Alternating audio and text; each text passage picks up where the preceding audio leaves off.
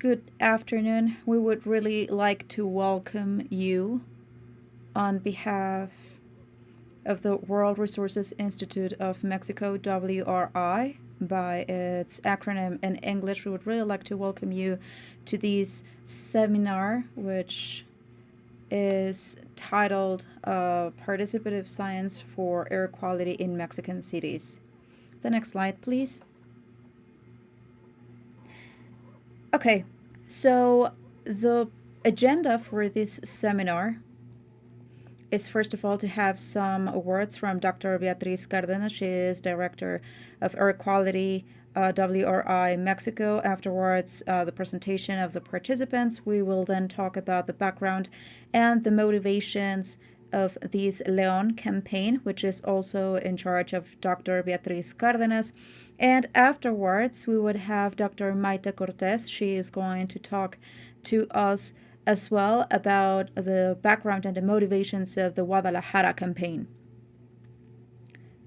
Afterwards, we will have the participation from Dr.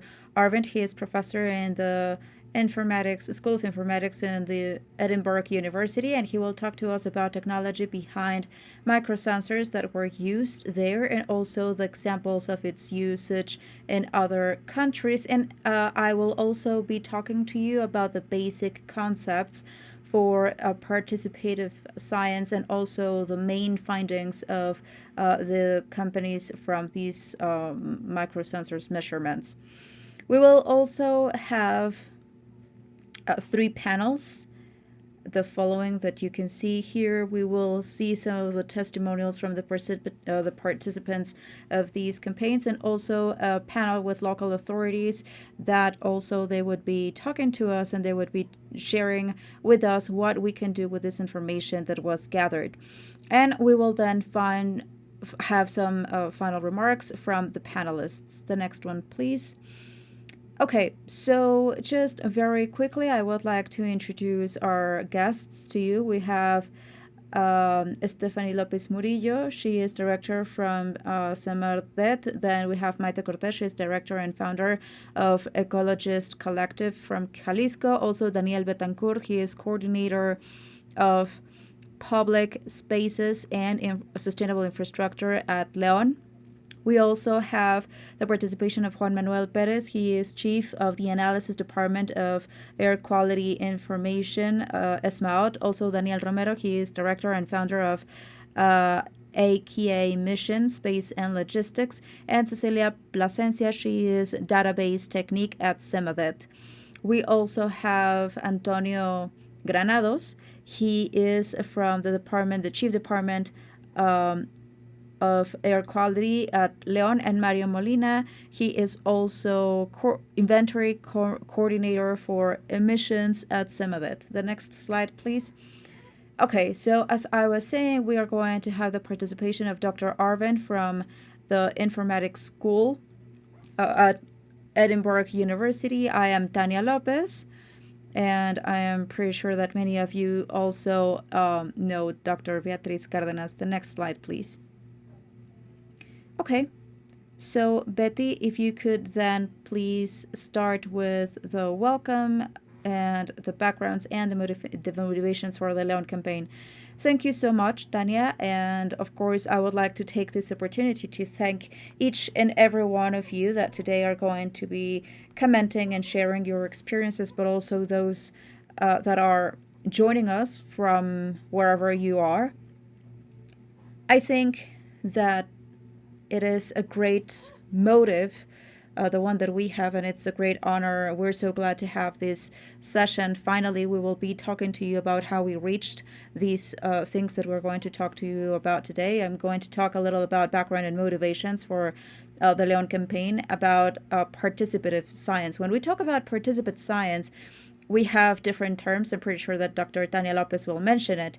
But when we were planning these campaigns, we started from 2 facts. We wanted to use a scientific method to be able to ask and answer some questions, some research questions. And we talk about participative science because in this process, we have the participation of different people, different sectors, also from different areas, different organizations, everything of course, with the goal and the idea of building and really reaching these questions through these participative methods. So, what you will see today are some of the results of this joint work. The campaigns happened, as you can imagine, before the pandemic. Afterwards, we had the pandemic, we still do, but that did not, well, it did delay, but it didn't stop us to keep going with the analysis. So I will talk to you a little about the backgrounds and the motivations of the campaign that we carried out in Leon. The next one, please. Okay, so first of all, what we all are paying attention to is the impact of air pollution. We know pretty well that this is the first mortality environmental risk in the world and in Mexico, but we also know that it has an important impact, not just when we talk mostly in these type when we talk of course about a premature death or excess of illnesses and deaths. That is hard, but we do know that there is a concern not just from the authorities of many of our cities, but also and mostly from the civil society, from the academia as well. And in the face of this, we also wanted to ask ourselves a little what was the relation between climate change and air pollution. We know that they are very linked. So the issue was that, of course, in Leon, we have identified that they had an identification of an issue of air quality with the monitoring. The authorities had been working on different topics. And so we started collaborating with the Leon city. Even actually in 2019, we carried out 2 workshops that we called scientific findings for atmospheric pollution, with the idea of having this relation between the scientific local community and also the scientific community from other parts of the country, and also the global one, so that we can ask some of these questions. How can we measure the pollution? What do we know about the air pollution and the impact of climate change? The next slide, please. And one of the questions that the city of Leon, for example, had, as well as the state, the government of the state, was how is the exposure to pollutants? What happens with that in the different type of people whenever we are carrying out an intervention. In this case, it was very specific. What would it be? Could we be able to identify the baseline and the impacts that had an intervention of a low emission area? That was a question that we asked at Leon. And I would also like to mention that when we were thinking about how we could answer this question, even thinking beforehand, we also identified some possible collaborators. I would like to say that it was my pleasure to participate in preparing for a presentation of a proposal with Dr. Arvin some years ago.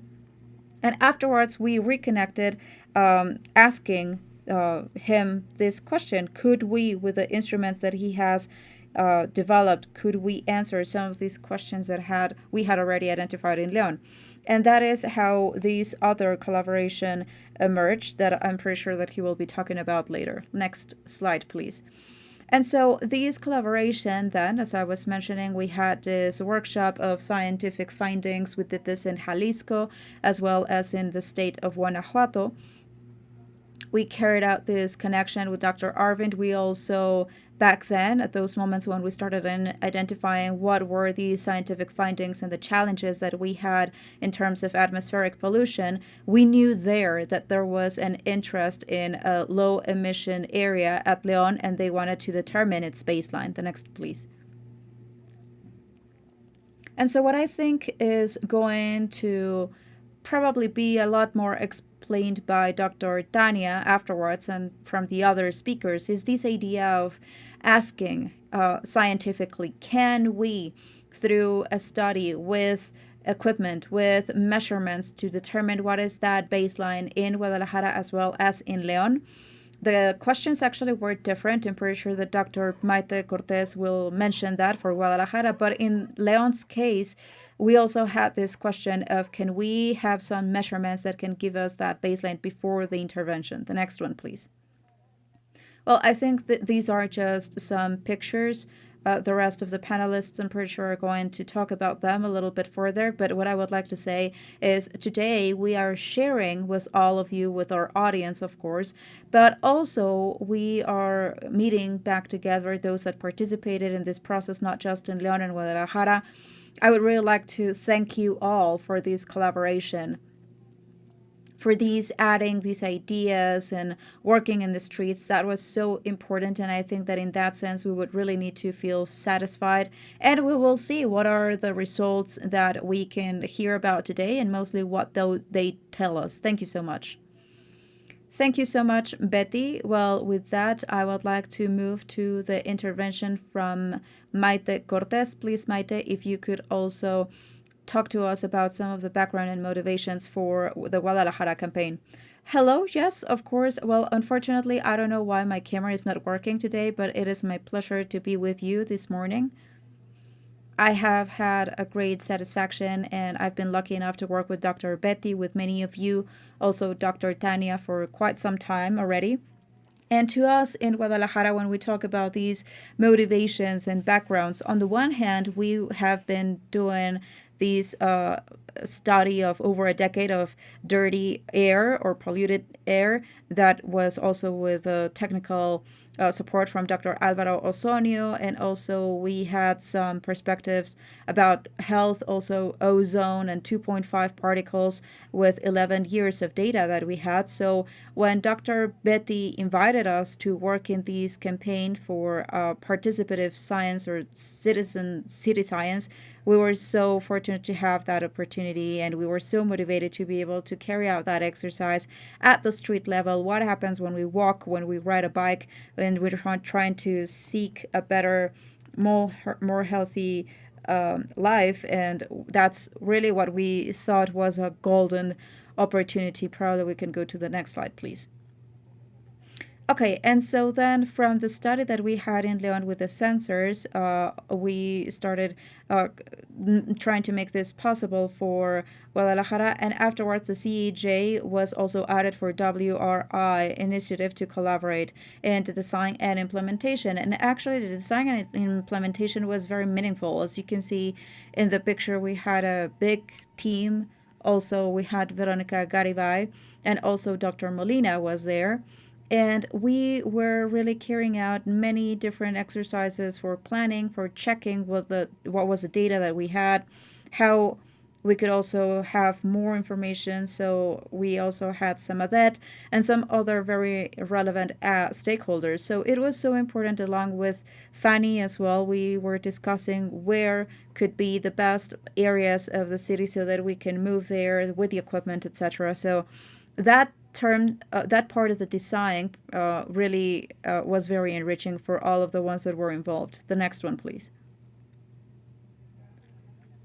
When we talk about collaboration, and now that we are going to talk a little bit more about planning and diffusion of these campaigns, it's so relevant how everybody has their own points of views, and there were so many challenges, like for example logistics, and that is also included in everything that we're going to say, because we also had to take care of the fixed equipment and then the mobile equipment. We had to give them to people every morning. For example, with those with the government at Guadalajara, because of their schedule, they could not cover in their work shift from 8 to 9, for example. They didn't cover it, and that was a time that we needed to give the mobile sensors to the ones that were helping us. And so in planning and the dissemination of these campaigns, as you can see on the right-hand side, we have the material that was the one that we used for the work, and we were synthesizing it, validating it in these campaign for specifically the street pollutants. And it was so important for us to really answer the questions of what were we doing, who were involved, and mostly who this was for. And something that we really thought that was important and relevant was to categorize this as an exercise of citizenship risks, mostly in the downtown area of Guadalajara. Of course, through the sensors that is going to also be explained a little later in the technical aspects. And for 5 weeks in January and on February, these took place. Afterwards, as you may know, the pandemic arrived, things got complex, but this was a very relevant exercise. I don't know if maybe so far we have any questions. No, Maite, there are no questions. Thank you very much. I think that if you're done with your intervention, probably we could give the floor to Dr. Arve. No, no, no. I just would like to add something, Tanya, just very briefly.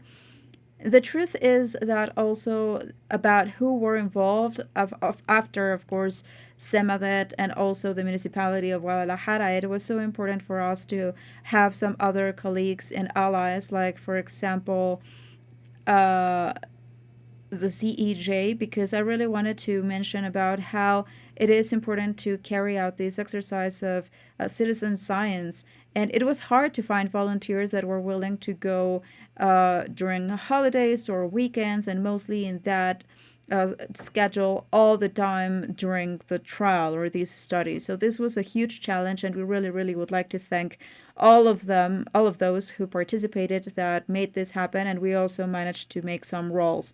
And finally, why is this being done? And that is also very relevant now that we have the data.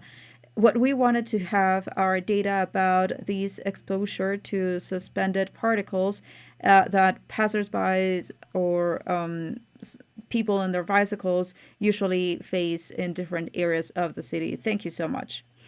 Thank you, Maite. Now we will have the intervention of Dr. Arvin. Okay, thank you. Thank you very much for the invitation. It is wonderful to reconnect with Dr. Beatriz Cadenas and her team in Mexico, and also with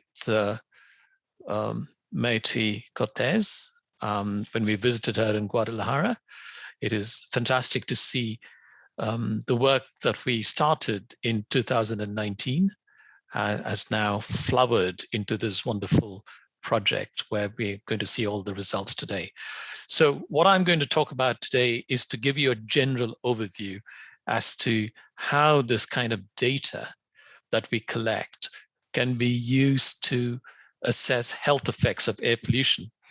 And we are working on different projects around the world,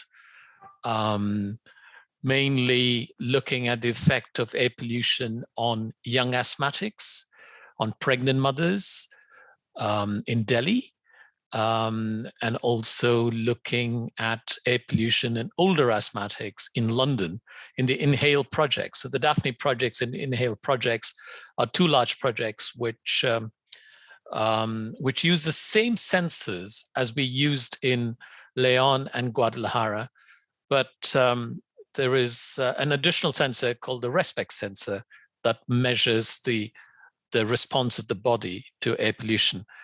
In this respect, I need to highlight the contribution of Zoe Petar, who is listed here. So Zoe Petar was the one who went to Mexico City, carried all the sensors there, and then trained the people in the use of the sensors and mounted it up and made sure everything worked. And so she had a special contribution to make here. So what we are looking at in the projects around the world using those sensors we used in Mexico was what are the short-term effects of exposure to particle matter, nitrogen dioxide, and ozone on asthmatics in particular. And can we derive an exposure-response relationship? And then how do we characterize not just the concentration of PM, but also what is the composition of PM? So one lesson that you should take from this is that it's not just the concentration which matters of PM 2.5, but also what matters is the composition of the PM 2.5. And the composition is different in different microenvironments. So you have different toxic effects in different microenvironments. So that is what we are looking at in different projects. So I'm going to give a very quick overview because 10 minutes is too short a time to cover all the projects. So I'm just going to give a very big overview. So these are the stationary monitors that was used in Leon and Guadalajara. And these are the personal exposure monitors that were used, which is clipped onto the belts. And this is called the AirSpec stationary, and that measures PM 2.5, PM10, PM1 every 30 seconds, every 5 minutes. and also concentrations of nitrogen dioxide and ozone. And this personal monitor measures PM 2.5, PM 10, and PM 1, and temperature, relative humidity. And that is passed on to a mobile phone, which is uploaded to the server via the cellular network. And this is the device, which is called the RESPEC, which is worn as a plaster on the chest, and that measures the respiratory rate and flow. So this measures exposure, and this measures the response. So we can derive an exposure response relationship from that. And this is a back end where the data is uploaded to the server. And this is a dashboard where you can see the data, where the people are moving around when they are wearing the sensors. So this is what's called a spatial temporal data, where you can see over time as to what the values are. And you can also view this on the map as to where the person is and what the exposure levels are at that point. And this shows this in greater detail. And this shows you the map in London when the person is moving around as to what the levels are. And this gives you the heat map as to where there is high concentrations in these places and lower concentrations in other places. Okay, so the other sensor that we use is called the, it measures the breathing rate and flow. So this is what you get. It measures when you're inhaling and exhaling, inhaling and exhaling. So you can see the breathing rate and the breathing flow, which is used in the project that I just mentioned. And just to reiterate, we get data at minute level abstraction. So what you see here is 60 minutes worth of data. There are 60 pixels here, and then you have 24 such lines, which gives you 24 hours worth of data. So you have PM 2.5 exposure, the exposure to light levels, and various other data that you get from the AirSpec personal, and this is the AirSpec stationary. And then we analyze this data in order to extract exposure response relationship. So I mentioned, so this is an example of a deployment in London, in central London, in Kensington, near Imperial College. And what you can see here is the different sensor, the NO2 sensor, the O3 sensor, and the NO2 sensor, ozone, and nitrogen dioxide.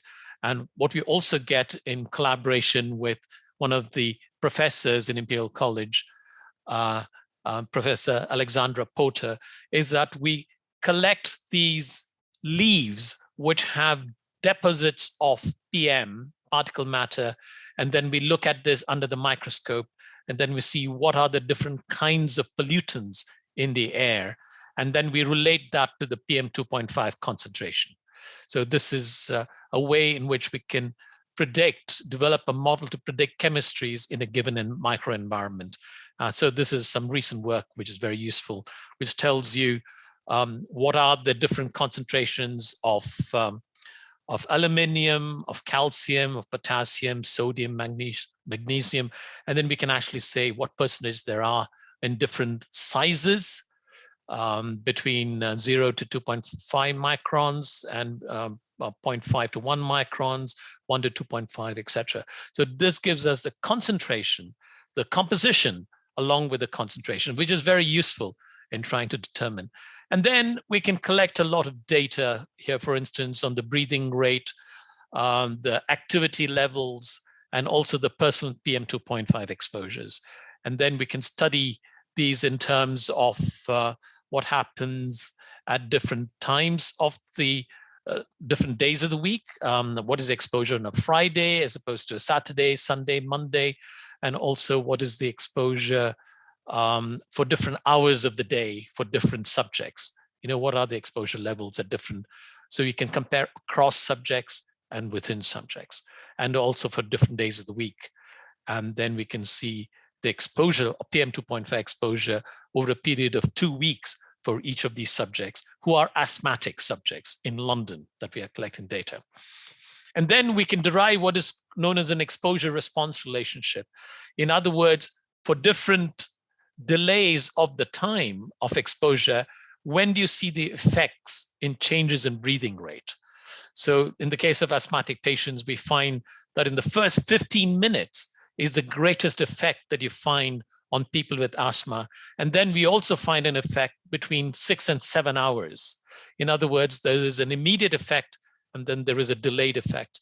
And we obtained this by analyzing the data coming from the personal exposure monitor, the PM 2.5 exposure data, which comes once every 30 seconds. And we get minute average of that. And we also get the data from the response changes in breathing rate, which again, we get it at minute level. So we can analyze these two to actually get the exposure response relationship. So I can hear the beep, so I will finish. And then we can actually do this for the entire cohort. We can see for some patients, the green one is when they see a response almost immediately after they're exposed. And the red ones is there are no response. So what this means is that different people, different asthmatics, have different responses to air pollution. And we are trying to analyze that so that we can actually run a model on your mobile phone and say, for your particular exposure response relationship, can you go out today? Can you play if you're a child, or should you stay at home today? So, and also give suggestions for activity and clean routes. So what you see here is a very good example of how the data that you collect can be used to give feedback to people who are vulnerable to air pollution. And we do this in a way that you can do this on their mobile phone. So this is a great scientific advance, so that by combining wearable sensors, you provide insights into short-term health effects of air pollution, especially for asthmatic patients. And traditionally, only PM concentrations have been used in studying health effects, but also the composition of the airborne particles will be important to understand the toxic effects of air pollution. So what I've given you is a very quick insight into about 5 projects which are taking place in different parts of the world. And I've only covered a very small amount of that to give you an idea as to what else can you do with the air, with the sensors and the air quality that you get, the air quality information. You can put it to very useful purpose. That's what the message coming out of this is on the research side. Thank you very much for that. I hope I have kept to the time. Yes, thank you so much, Dr. Arvind.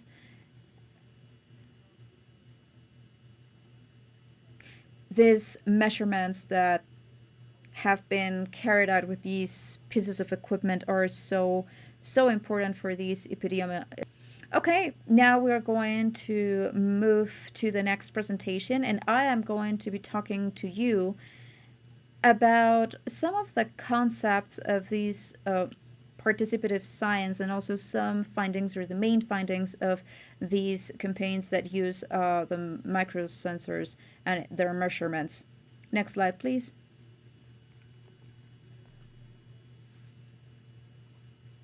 Well, Betty and Maite also have mentioned already what this is about, participative science, and that what it entails is involving other sectors within the co-creation of these technical scientific knowledge. And the definition of participative science is that it is a process that also no professionals or people that are not professionals participate in scientific research through whether resources or asking questions or gathering data or interpreting results. That is also part of the things that we have been doing with these 3 sectors. And I would just like to remind you, of course, the stages of the scientific method: observation, the hypotheses, formulation, experimentation, of course, to be able to see whether those hypotheses are correct or not, and then the conclusions. The next one, please.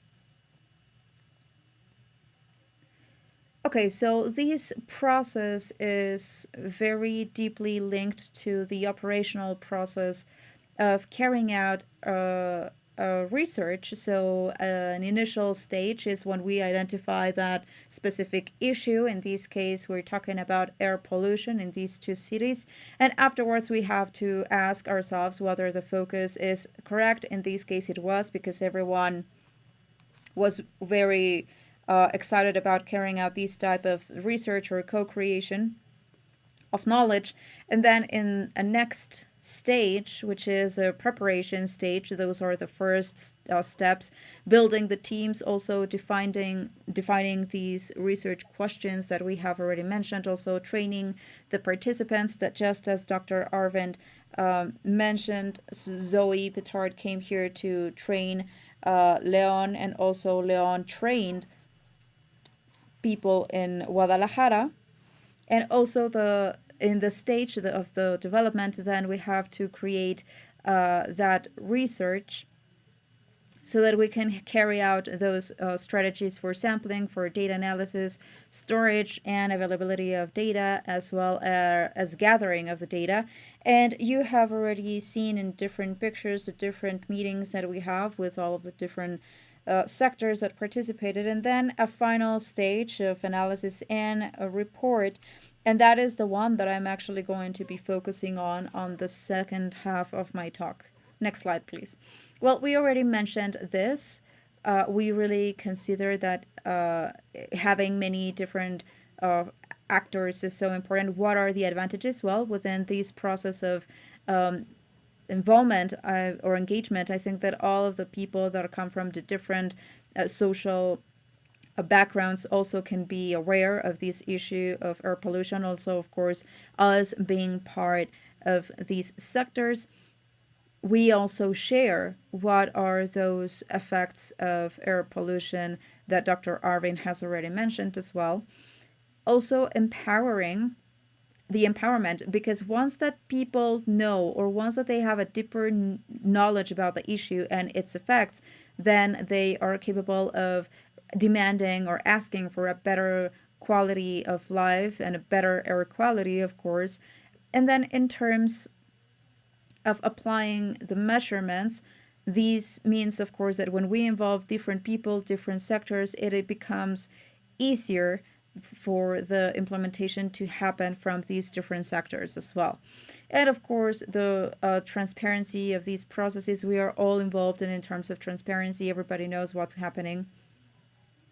And when we talk about maximization of resources, of course, we need to really say that this investigation, this research happened with minimum resources that gave from, in a different context, maybe we would see this type of investigation becoming very expensive, but we have that enriching of people that participated, and in the following panels we are going to see that as well.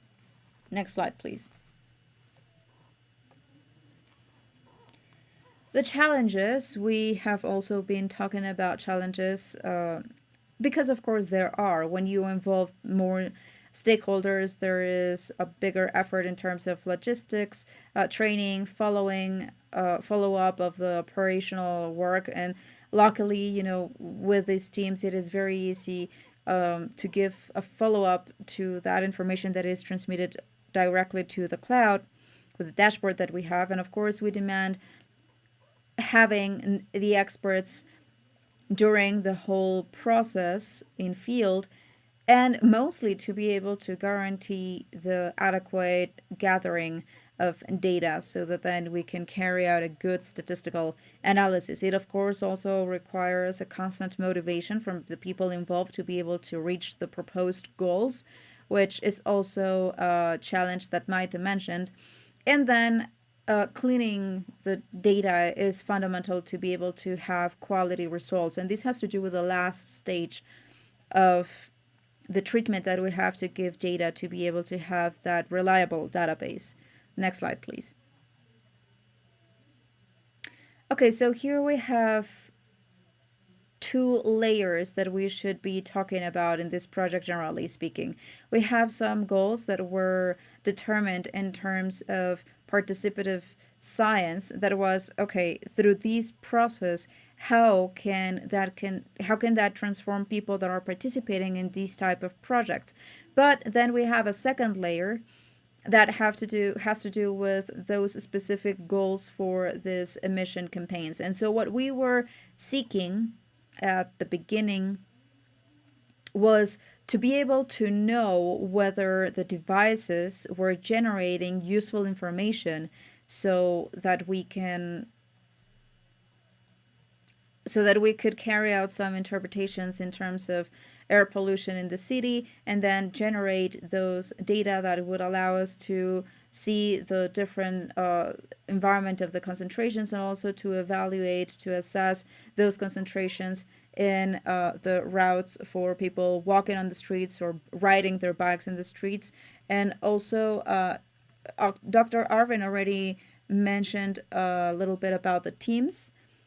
I just wanted to mention that in Leon, we had this campaign from October 19th to December the 5th, 2019. In case of Guadalajara, it happened from January 10th to February 17th of 2020. Next slide, please. In these meetings that we had for preparation, we took different approaches, or we saw the different perspectives, where mostly the fixed pieces of equipment would be installed, and through information that we managed to have from the empirical experience of the people that of course live there, we chose what were going to be the specific sites. The next slide, please. Next slide. I will speed up because I'm already out of time. So as I was mentioning, here you can see the specific spots where these pieces of equipment were installed, the fixed ones. And then you can see the different routes, in the blue ones, in the different colors, or the different light of blue. It was for bikes, the other two was for pedestrians. And here you can see the variability or the everyday behavior of the data that we were able to gather in these fixed points or spots. Mostly what we can say is that these sensors did manage to capture that variability at night from ozone as well as PM 2.5 and NO2. Here we can see a very important peak, which is from the Technological Institute. I am not really going to give a lot of detail because of the time that we have left, but here I would just like to mention that on average the concentrations of the fixed sensors are higher than those of the monitoring stations, mostly for NO2 and for ozone. The next one, please. Okay, so this is the representation in maps of the information that was taken in the different pedestrian routes. And what we did is that we normalized the information with CT scored. And so what we were trying to do was to have a reference value to be able to say where are the hot spots and where are not. The red value are the hot spots that we call them, and these are values that are over the average of all values. And then the ones that are in blue are the values that are under that average. So with this representation, we can confirm that these pieces of equipment are capable of showing a difference in terms of space between the different routes that we had. The next one, please. The next one. The next one, because I am not really going to be able to give so many details. In Guadalajara's case, here you can see the pedestrian routes in green and in red, and then the bicycle route is in blue. The next one, please. And of course the sites. Just as it happened with Leon, the microsensors are once again capable of representing these variability of the pollutants that were measured. Unlike Leon, the average here are similar actually to the monitoring stations, in this case in downtown Leon, and mostly the NO2 and O3 concentrations are lower than in the monitoring station. This speaking about the fixed sensors, but as you can see, they can definitely represent that daytime variability of these type of pollutants. The next one, please. This is also a representation in maps of what I was mentioning.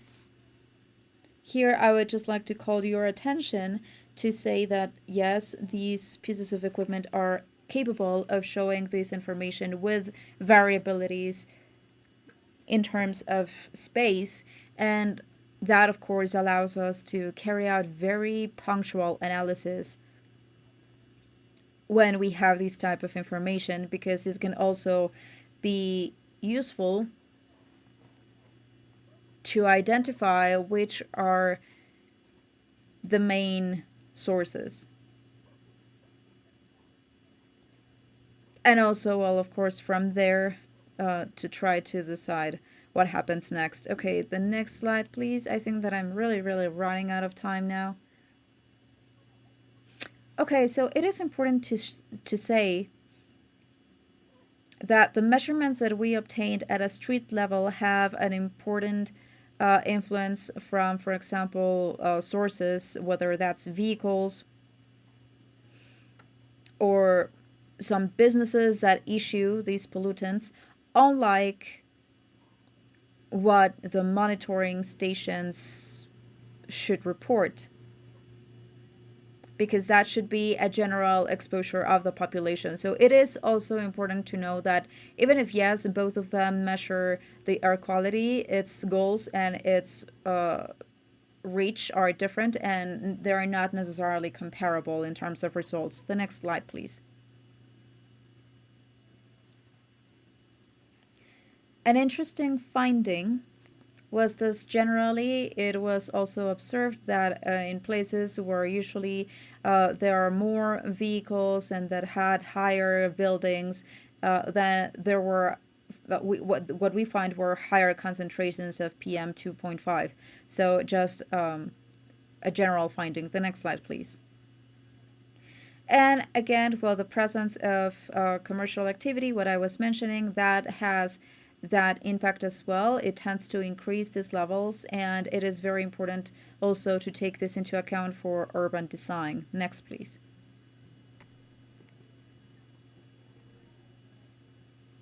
Another interesting finding that is also evidence part from the analysis that we had is that parks, gardens, and open spaces seem to influence in the reduction of these PM 2.5 levels, even when there is an important vehicle transit.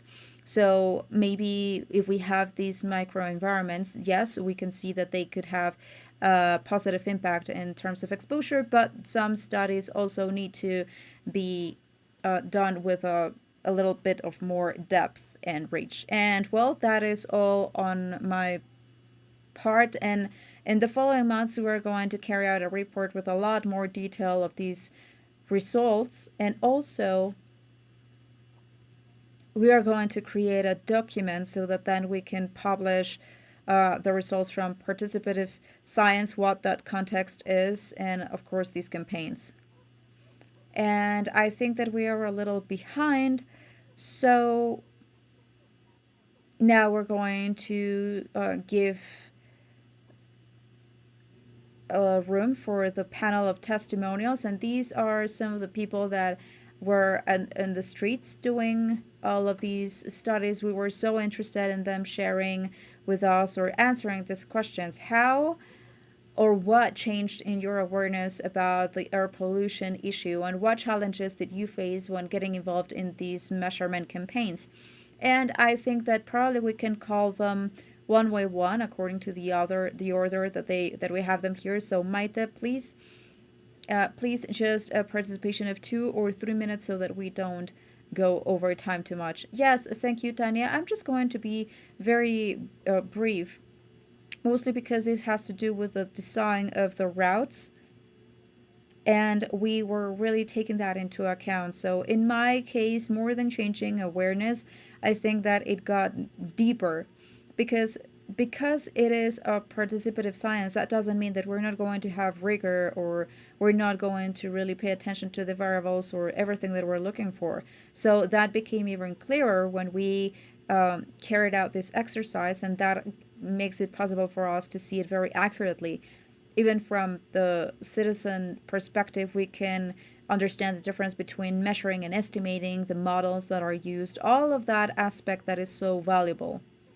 So I think that I am in charge of education. So I think that the fact that you can learn and you can have that technology and see how that is going to be translated into information that is useful, and that then we can translate into messages, and then that can make it possible for us to create public policy, I think is so enriching, and also take into account everything from logistics to the timing to everything. So it really has to be well designed so that the data that are produced are not just data, but that then they can also turn into information that allows us to have some type of mobilization and generate evidence. Thank you. Thank you, Maite. Yes, totally. Undoubtedly, we cannot lose that point of view of having that rigor, and that is why we are paying attention to the different stages, right, of how these happens, how the scientific knowledge is created. Please, Daniel, if you are over there. Hi, hello, how are you? Can you hear me? Yes, we can. Thank you so much. First of all, thank you so much, Maite. Thank you as well to Dr. Advil and Beatriz. It has been really a pleasure to help you gather this information that evidently will help planning future cities. So that's great. Just as an introduction, I am part of the last mile transportation sector in Guadalajara. And from the beginning of our operations, our philosophy was to offer zero emissions transportation and to, of course, be responsible in the logistics process. So that is why we feel so aligned to this project, and we were glad and happy to help. So the challenges that we are facing when we are transportation companies go beyond, because day by day we can see how vehicles are used that pollute our air. And we know that the sector, in this specific case, the transportation sector of last mile, is so important for the supply chain. However, with this type of campaigns, we can measure and we can know what is the impact that they have within the cities. So thank you so much, and we were very happy to help. We will be paying attention to see the rest of the information as it has been consolidated. Thank you so much, Daniel. I also forgot to tell you that Daniel actually was the one that did the bike routes in Guadalajara. And of course, there were some challenges. Fortunately, they were solved. And Daniel, so from you, after this experience, what do you think about air pollution? Do you see this as an issue, as a problem, a public health problem? To me, the most interesting aspect is to be able to identify these hotspots, as you mentioned, these places where the concentrations are so high, to use them to be able to create strategies and to start turning them into lower emission areas. I think that would be very interesting. And in my sector, I think that it has something important that it can offer, because we're trying to become that zero emission service. So it is part of the of stating what are going to be the challenges in the future. Where do we have to act? So without that information, honestly, I think that it would be very, very hard for us to be able to take action in specific geographical spots where we see these very high emission places. Yes, undoubtedly, Daniel, even more than you are all the time in the streets, you are exposed all the time. Totally. Yes, there are a lot of challenges when being out in the streets. And of course, we are breathing, of course, along with all of the people that live and go through these areas and through the whole city. So, yes, we have to know that information to take action. I think that is the main reflection that I would mention, to know this data and then take action according to that. Undoubtedly, and that is actually the intention. Thank you so much, Daniel. Thanks to you. And then we will move forward to the next panelist. Ceci, are you around there? Hello, yes, I am. Ceci was using the portable equipment. Thank you so much. Thank you for including me as part of the testimonials in these projects. I was with some of those guys here from Sinach and as well as others, and so we covered one of the routes. And basically, I was checking that data, and what I could see is that the trends were very similar to what we interpreted with the pedestrians. So this gives us that idea that yes, this is definitely a healthcare, public healthcare issue. And even if we know the impact, and even if we can see sometimes that smog layer in the city versus a rural area, most of people don't really pay attention to that whenever they carry out activities. And these could also make it possible for people to visualize easier these issues. So is I believe is that we really need to create awareness, because mostly people don't really know these type of campaigns and what they do, and so this could be maybe something useful so that they can pay attention to this, and then they can also take that into account for the social well well-being, and also to be able to reduce the sources, and of course then to be able to comply with an optimal life air quality. And I am mentioning this because uh, these type of measures with sensors can put a lot of people into context and let them see how important it is. And so, just as you were saying, we can then identify that these spots, and it is very important to keep that in mind, and people really need to also be aware of the things that they can also generate so that we can see that impact. What else?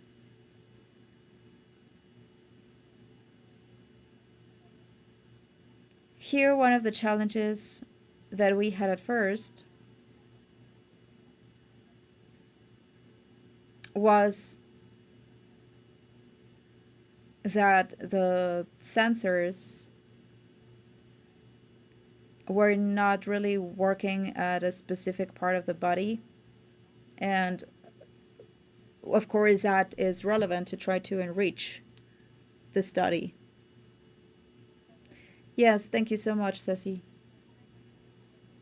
As you were saying, yes, the this is a very complex issue in many ways, but I believe that with these type of efforts and also with these type of exercises, people are having a little bit more of awareness or become more sensitive, mostly about what are the effects that, again, we're going to highlight all the time, that the effects of air pollution, specifically on health, are important. Of course, there are some other types of effects that have to do with with climate change. But yes, I think that these type of activities can help create awareness, and I believe that that is the path that we are trying to take with these efforts that we're making. And well, Toño, what can you share with us? Antonio Granados, he carried out some routes both for bicycle and for pedestrians in Leon. So please, Tonio. Hello, good afternoon. Well, before anything else, thank you so much, Tanya, Betty, everyone for bringing these type of projects here to our municipality. Honestly, it was very, very useful. It really managed to open our insight and made it possible for us to realize what people are exposed to, even when they are carrying out their everyday everyday activities. And yes, we do have some type of monitoring that can cover a lot, but what we can breathe day by day, and also the different spots of pollution that are generated, well, now thanks to this project we can realize, thanks to the results that you presented, that, well, now we can have some more specific actions implemented to try to diminish that concentration a little, and then diminish the impacts as well on health. Actually, thanks to this project, we are about to install low cost sensors as a network. And thanks to that, we managed to have a better idea of where we could place them, and also the different type of problems that could arise. We also had that citizen awareness, and we would like to mention about that. We did that in 2019. This was with citizens, and so it was decided to carry out these projects and to try to benefit air pollution, air quality. And as you have mentioned this, yes, we have been working on that for a while. So this project really allowed us to reestablish some strategic lines that are a little bit more landed and more specific according to the issues that we have in our municipality.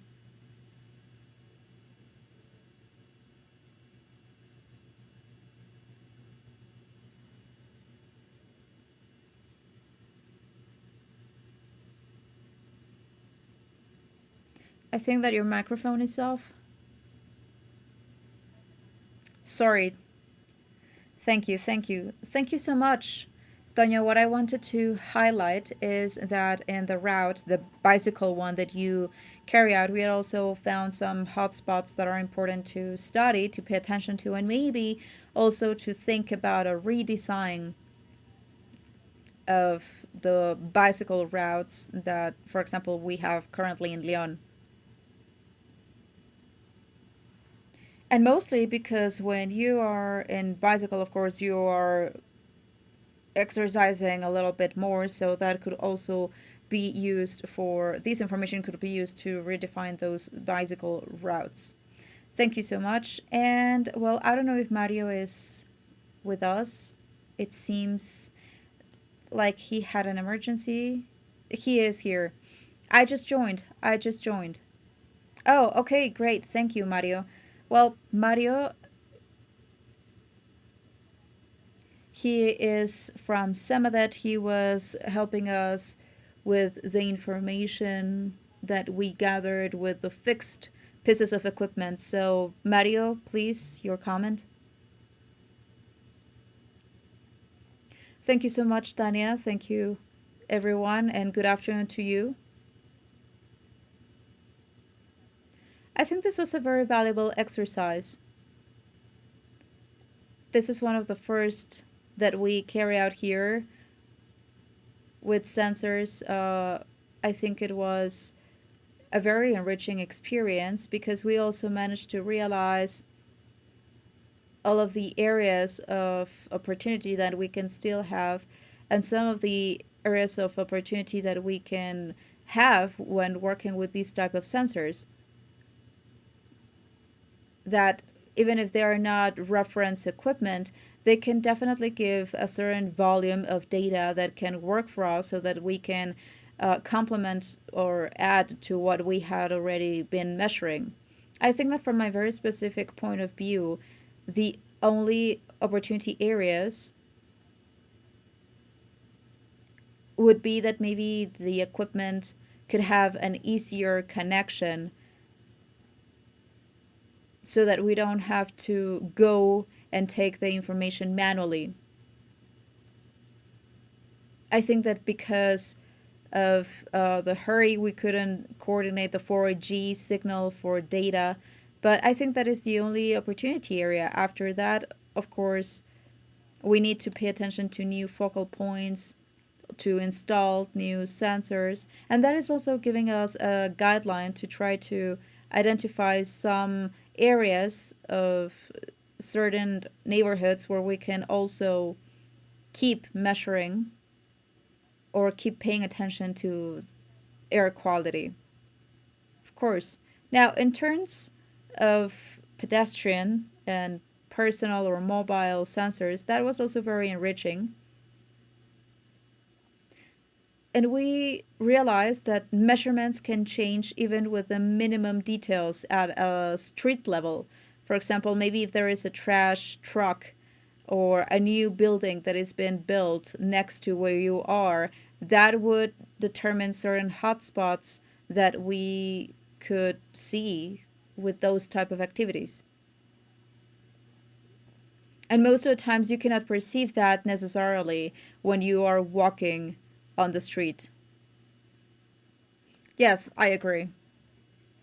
I'm sorry for the noise, but yes, no, I understand. I understand that you had an emergency. But anyway, thank you so much for your comments. And yes, that was true. We could not connect directly the download of data to the cloud. That is something that, of course, has to be solved. But yes, honestly, to be able to use this type of equipment can let you know at that moment if, for example, nearby where you are, there is an important source, like, for example, vehicles, or I think that that definitely is very useful for us to be able to realize how we are exposed to different emission sources on the streets. Thank you so much, Mario. Thank you so much for your participation. All the country, thanks to you. Have an amazing afternoon. Thank you. Okay, so somebody is telling me that there are some questions on the chat. I don't know if any of our colleagues could help us with a summary.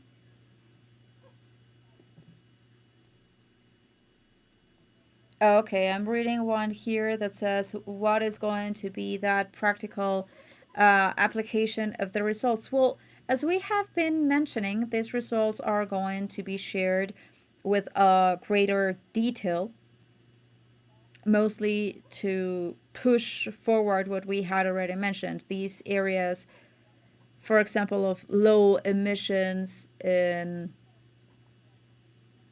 downtowns, for example, to be able to have pedestrian areas, pedestrian only, like in Mexico City, and we have these spaces where vehicles cannot circulate, so that then we can reduce the exposure that happens because of those sources. And I think that actually in the next panel from authorities, I'm pretty sure that they can also give us a lot more detail about what could be done with this information in these specific cities.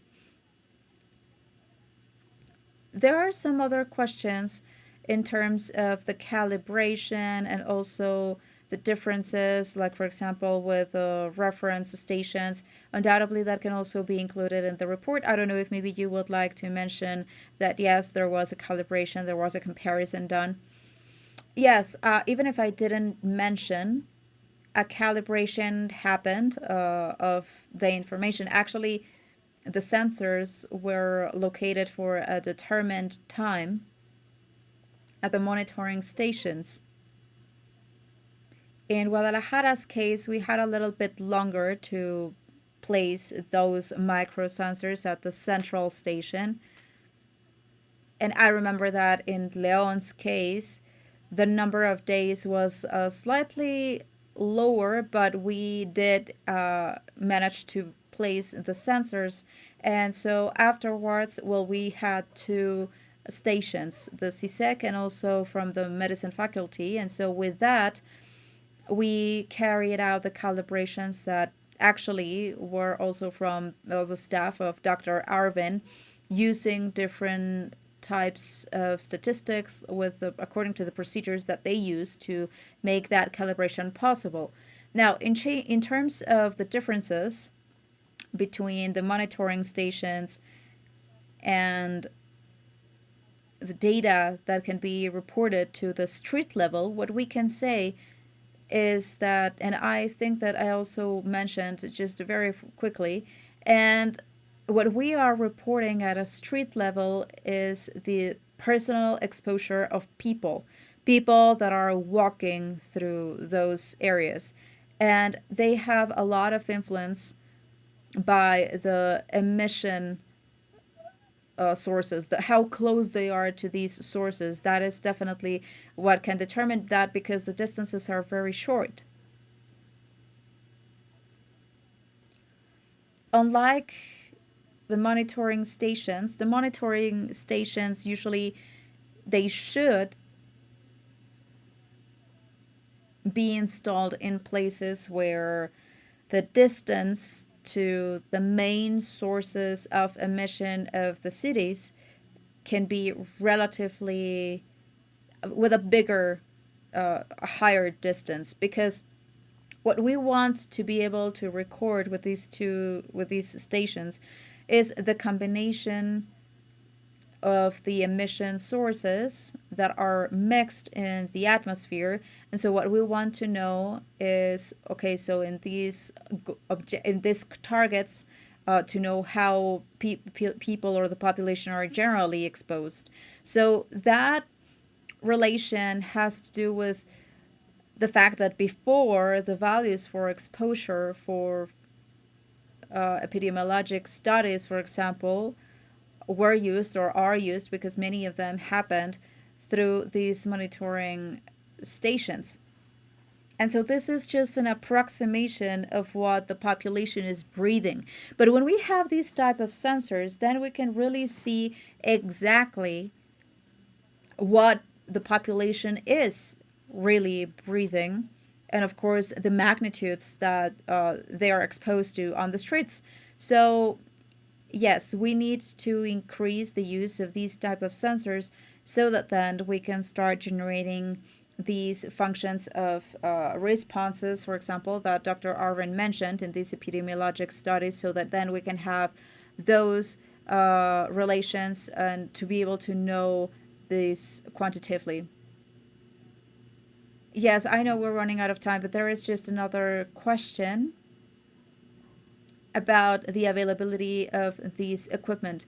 They are not commercial equipments, but I don't know if maybe Dr. Arvin would like to ask. I think that the translation happened, so that is a question if these pieces of equipment are available. Hola. Sí, bueno, la respuesta corta sería sí. Me parece que vamos a poder hacer que estos dispositivos estén disponibles para la gente en el futuro, empezando en enero del próximo año. Hay planes para empezar a comercializarlos en una etapa avanzada, y bueno, en conjunto con el software, el programa para poder subir todos los datos, el análisis, y entonces poder darles información accionable. Entonces sí, esto sería para las personas que quieren hacer investigación en esta área, o también para los municipios, ¿no? El gobierno local que está a cargo, que pudiera a lo mejor ayudarles en su toma de decisiones. Entonces sí, la intención es que estos datos ayuden a la toma de decisiones como un paquete, y sí va a estar disponible muy pronto. Excellent. Thank you so much, Dr. Arvin. Well, because of time, we are going to now move to the authority panel. I would like to ask Stephanie to talk to us about this topic that was also being asked on the chat. What possible applications could these results have in the programs or the actions that you are currently carrying out? Please, Fanny. Thank you so much, Tania. Well, I think that one of the most relevant aspects that can be achieved with these type of exercises is to be able to visualize these issue. Many times the results, for example, of the communication of air pollution or air quality usually comes from the government, and usually that has a lot to do with not enough promotion of communications platforms, or even the budget that is linked mostly to that resource that maybe is a little bit more focused on the monitoring networks, but not necessarily diffusing their results. And so many times we as citizens don't necessarily have that information about the bad quality, air quality. However, I believe that by allowing people to participate in these type of exercises and allowing them to know what they are breathing while they are walking on the streets or carrying out their daily activities, that can definitely change the perception that we have of the issue. And also, it allows to get the population more involved whenever they understand, of course, these issue and in the decision making process. And I think that also one of the most relevant things of these type of initiatives, and I definitely celebrate the interest and the leadership to do it in Jalisco and in Leon. And we know that this institution has really tried to look for solutions and to try to fight against the climate issues, and specifically for the air pollution. Of course, we really appreciate WRI also to have this vinculation between these different agencies for this to be possible. And yes, these exercises have that virtue of being able to identify those critical sites. Tanya was already talking about this topic, and I think that with that, we can also define those sites as a priority to improve the analysis as well as the understanding of that problem, and mostly to be able to define with a better technical support the interventions that would allow for us to diminish that risk. I think that using these devices, of course, have some technical limitations that has already been mentioned, but we can have a clearer idea about where we are having a situation where we have very high exposure to pollutants. And also here, I think it is important to highlight that we managed to make a comparison within all of the sensors that Dr. Armin managed to share with WRI. And also we can then know what is the performance, the calibration of the devices, and that allowed also for us to see that comparison when this information was presented. And just to finish, I think that this also strengthens the speech of agencies such as ours, for air quality, because the presentation of these results, for example, like in the Mobility Infrastructure Agency or the Ministry of Transportation or Public Works, they would have better technical information to define what is going to be more adequate whenever they focus on specific areas, and also to talk to them about, for example, the routes whenever pedestrians are walking on. And sometimes we have people on bicycles, and also they have that characteristics of being mostly public transportation, yes, but they also share with electric transportation, not just diesel. So to be able to see those differences was very interesting in the maps that Tanya was showing, because it is possible for us to see how in these streets where the cyclists have preference, we have higher levels of contamination than in others. And so these information will definitely allow us to reconfigure these type of activities, and also we can visualize the territory a lot better so that we can make it much more adequate and diminish that exposure. This study is very, very useful for us. For some months, we have been working on hopefully having a modulation system that is going to have different stages, but mostly in this downtown area, which is where we worked with these projects. We are also using it as a reference to use these sensors, fixed and more mobile, for public services. So then we can improve that analysis that maybe we can carry out with more specialized softwares and some other tools as well. However, these really helps a lot. And I would really like to acknowledge the effort of all of the people that participated in the daily routes, everyone that was sharing, giving their time, their resources, and that allowed this to make a reality.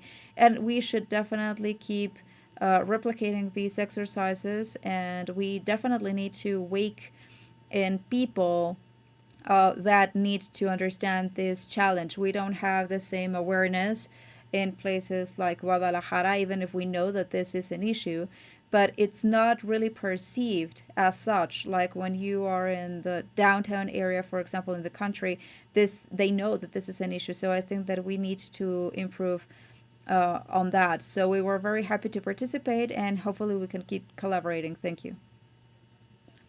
Thank you so much, Fanny. Yes, undoubtedly, the participation of everyone was so important to make this exercise possible. And we also have Juan Manuel. He is from the Ministry of the Environment of Guanajuato. And so he also managed to give us the information to carry out the calibration. So please, Juan Manuel. Well, first of all, good afternoon, everyone. Thank you for the invitation. It has always been amazing to be able to collaborate with all of you. And I would just like to mention that, yes, this has been a very enriching experience for the government of the state of Guanajuato. And so this research has given us a lot of valuable information in terms of the air pollution that we see in our areas. Because of the design of these stations, they usually only give us a representative sample of a specific area. But now,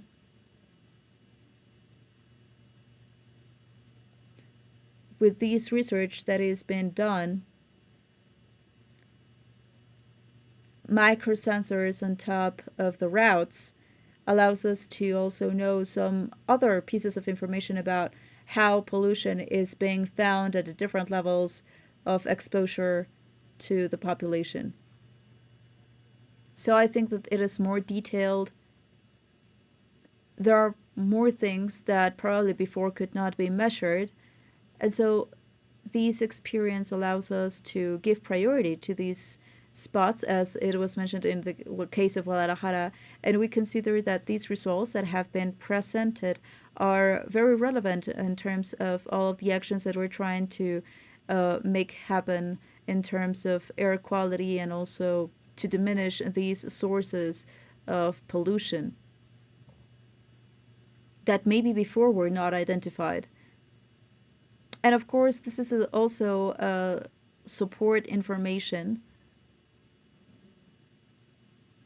And we are really trying to implement in Leon these zero emission areas or clean air areas. And of course, that allows us to focus on the most vulnerable population.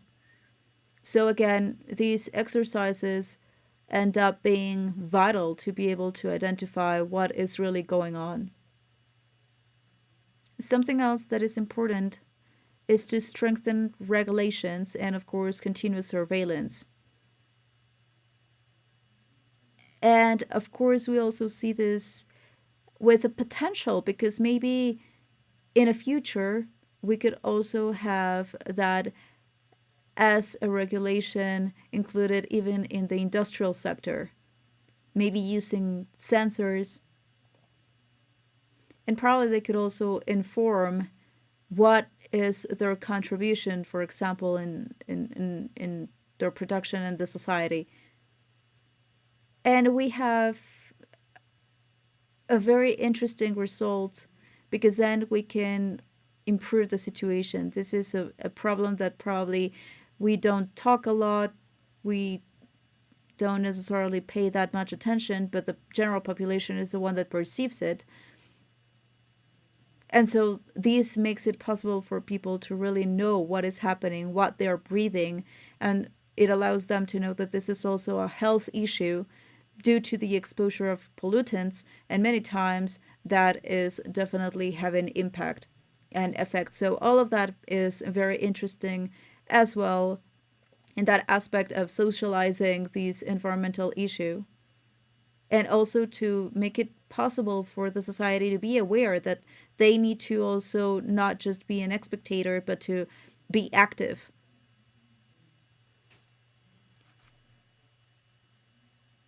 many of us that participated in these routes could see that, and so the society can definitely see it as well. So we need to generate that uh, awareness and to let them know that their action is definitely going to also add to this. Thank you so much. Thank you so much for your comments. The truth is that they are so useful for us so that then we can know how we can use this information. And yes, one of the main intentions is to make the population aware of this issue. Well, now we have Daniel Betancourt. He is from the City Hall of Leon. So please, Leon, please, Daniel, with your comments. Hi, hello. Hello, good afternoon. Well, first of all, once again, thank you for taking us into account to carry out these exercise on behalf on the director here of uh, the environmental agency here in Leon. She would like to thank you as well. But also the idea is to see how we can apply these results. I think that this is definitely a very enriching exercise that has a lot to do with knowledge as well. We had not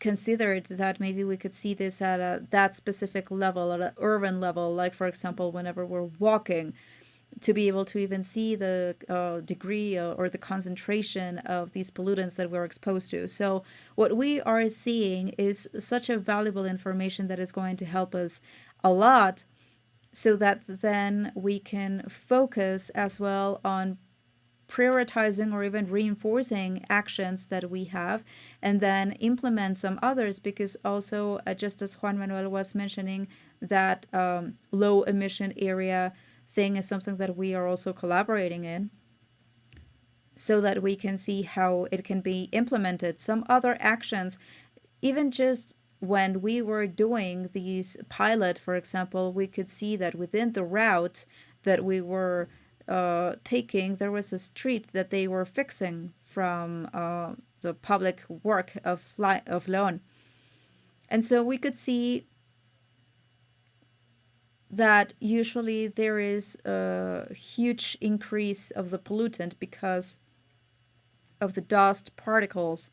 And we started trying to see how we can mitigate. And of course, with the contractors, for example, we're trying to see how we could mitigate that specific situation. So we now can definitely start seeing the importance of this work. And at the same time, for other aspects, like for example, air quality and the type of actions that we had already implemented, like the contingencies committee,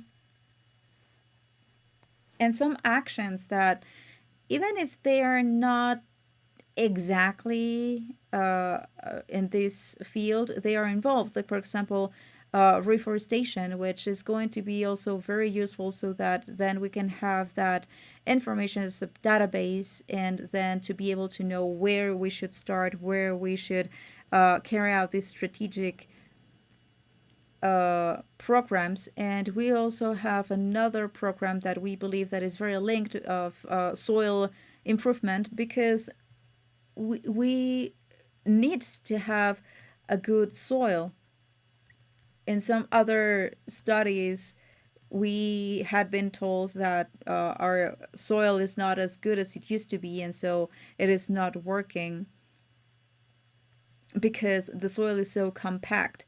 And so we need it to have nutrients so that it can keep carrying out its function. And so, of course, that has a repercussion in terms of air quality. So there are many actions that directly or indirectly are related to these type of exercises, and then we can reinforce, we can justify, or we could uh, make these projects possible. And also, just as Juan Manuel mentioned, these topic about awareness. And as I was mentioning at first, we did not see how important it was and how exposed really we are. So it is also very important to be able to tell the citizenship as well, these type of risk, and just as I was mentioning, everything that it can affect in terms of health. So I think that this has a huge potential that we can definitely use here at a municipality level. Thank you so much, Daniel. That is actually the idea of this entire process, to generate information so that it can be used in the decision making process. We just have 1 minute left.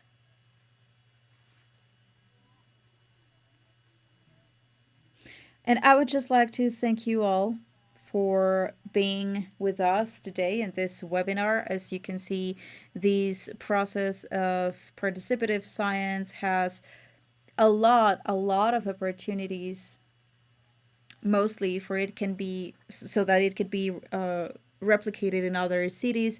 And as you can see it as well, it has a lot of benefits. It has challenges, of course, but I think that the benefits are higher than the challenges associated to it. And also, I would like to use this space, just as Fanny mentioned, to thank each and every one of you that were involved. And I think that we have some slides here, the next one here, where you can see all of the people that were participating in these campaigns. We have a lot of them. And what I have been telling to you in the sessions that we have had is that, yes, it seems like cliche, but without them, if they had not participated, if they had not given their time, their resources, without everybody's participation, we honestly would have never been able to have these amazing results and these amazing experience with all of you. I think that on the chat, they shared with you that the recording is going to be available. And also, I was telling you that all of the technical details are going to be able to be consulted in a publication that we are working on in WRI Mexico. And once again, I would really like to thank you all, and I hope that you have a great afternoon. Have an amazing afternoon, and we would see you later.